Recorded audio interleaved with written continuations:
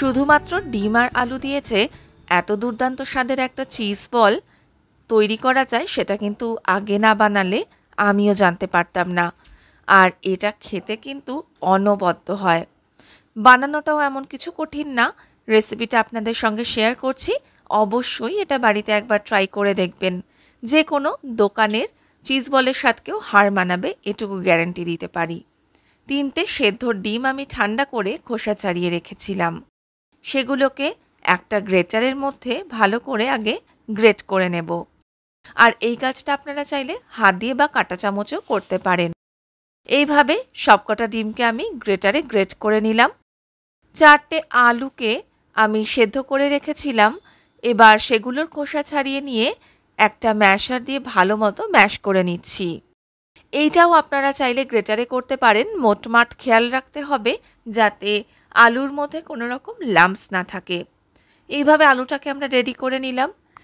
কড়াইয়ে 2 table spoon মতো refine oil গরম করে নিয়ে তার মধ্যে একটা বড় সাইজের পেঁয়াজ কুচি দিয়ে ভালো করে ভেজে নেব। দিয়ে দেব পরিমাণ মতো নুন। আর নুনটা দিয়ে কিছুক্ষণ ভাজার পর অ্যাড করছি রসুন কুচি। রসুন কুচিটা দিয়েও ভালো করে এটাকে ভেজে নিতে হবে। তারপরে দিচ্ছি আদা আর কাঁচা লঙ্কার পেস্ট।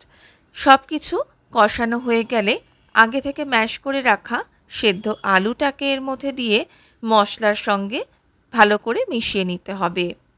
আলুর সঙ্গে মশলাটা পুরো মিশে গেলে তারপরে দিয়ে দেব গ্রেট করে রাখা ডিম আর উপর থেকে ছড়িয়ে দেব ধনেপাতা কুচি। আপনাদের কাছে যদি ধনেপাতা অ্যাভেলেবেল থাকে তাহলে কিন্তু অবশ্যই দেওয়ার চেষ্টা করবেন, গন্ধটা খুব সুন্দর হয়। আর দিচ্ছি গরম মশলার গুঁড়ো, গোলমরিচের গুঁড়ো, কিছুটা চিলি ফ্লেক্স আর ইটালিয়ান মিক্সড হার্ব। সব কিছুকে ভালো করে মিক্স করে নিলাম। এরপরে অন্য একটা পাত্রে এই আলুর মিক্সটাকে ঢেলে ঠান্ডা করতে দেব। আর আলুর পুরটা কিন্তু ঠান্ডা করে তবেই বাকি প্রসেসটা করতে হবে। অন্যদিকে একটা পাত্রে নিয়ে নিলাম ব্রেড ক্রাম্ব। আমি এখানে প্যানকো ব্রেড ক্রাম্ব নিয়েছি। আর একটা বাটিতে নিচ্ছি 3 চামচ মতো কর্নফ্লাওয়ার, সামান্য নুন। এটাকে জল দিয়ে গুলে একটু পাতলা মতো একটা মিশ্রণ তৈরি করতে হবে।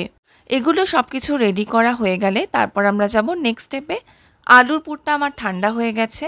সেখান থেকে এরকম বড় বড় বলের আকারে তুলে নিয়ে সেটাকে যেভাবে আমরা আলুর স্টাফিং ভরে আলুর পরোটা বানাই সেরকমভাবেই একটা বাটির মতো শেপ করে ভেতরে দিয়ে দিতে হবে মোজারেলা চিজ। আমি মোজারেলা দিয়েছি, আপনাদের কাছে যদি চিজ কিউবস থাকে সেখান থেকে টুকরো করেও দিতে পারেন। মুখটা সিল করে বলের মতো শেপ দিয়ে এটাকে ওই কর্নফ্লাওয়ারের মিশ্রণের মধ্যে ডুবিয়ে দেব ব্রেড ক্রাম্বে।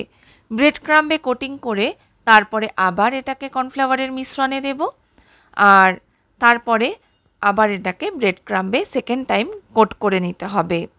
আমি এখানে আজকে ডাবল কোটিং করছি কারণ ভেতরে যেহেতু চিজ আছে এটা ভাজার সময় কিন্তু না হলে বেরিয়ে আসতে পারে, তাই ডাবল কোটিং করে নেওয়াটা খুবই জরুরি। আর এইভাবে বাকি বলস আরও কিছু আমি রেডি করে নিয়েছি। আধ ঘন্টার জন্য ফ্রিজে রেখে এগুলোকে একটু সেট হতে দেব। তারপরে কড়াইয়ে রিফাইন অয়েল গরম করে দুটো দুটো করে বল নিয়ে একদম ডুবো তেলের মধ্যে ছেড়ে এগুলোকে ভালো করে ফ্রাই করে নিতে হবে। আর তার জন্য একসঙ্গে বেশি দেবেন না, দুটো দুটো এরকম করে দিয়ে ভাজলেই কিন্তু ভালো হয়। আমি একটা কাঁটা চামচের ব্যবহার করেছি কারণ আমার মনে হয় এইভাবে কাঁটা চামচ দিয়ে ওল্টানোটা খুবই সুবিধার। বোথ সাইড ভালো করে যখন ভেজে ক্রিস্পি মতো হয়ে যাবে তখন এগুলোকে তেল থেকে তুলে নিতে হবে। গরম গরম এগুলোকে সার্ভ করে দিন টমেটো কেচাপের সঙ্গে। আমার মেয়ে তো এটা খেয়ে পুরো আমাকে বলল, মা এটা কিন্তু একদম 10 on 10। এতদিন তো অনেক রকম চিজ বলই ট্রাই করেছেন, এবারে এই এগ চিজ বলটা বাড়িতে একবার ট্রাই করে দেখুন, কথা দিচ্ছি দারুণ লাগবে। যে কোনো ক্যাফে বা রেস্টুরেন্টে চিজ বলকেও কিন্তু এটা হার মানাতে পারে। আর আশা করি দেখে বুঝতেও পারছেন উপর থেকে কতটা ক্রিস্পি আর ভেতর থেকে কিন্তু একদম সুন্দর চিজটা ভালো মতো মেল্ট হয়ে গেছে, যাকে বলে মেল্ট ইন মাউথ। বাচ্চা থেকে বড় সবারই কিন্তু এই চিজ বল দারুণ লাগবে। এই এগ চিজ বলের রেসিপিটা কিন্তু বাড়িতে অবশ্যই ট্রাই করবেন, আর আমাকে জানাতে ভুলবেন না কেমন লাগলো।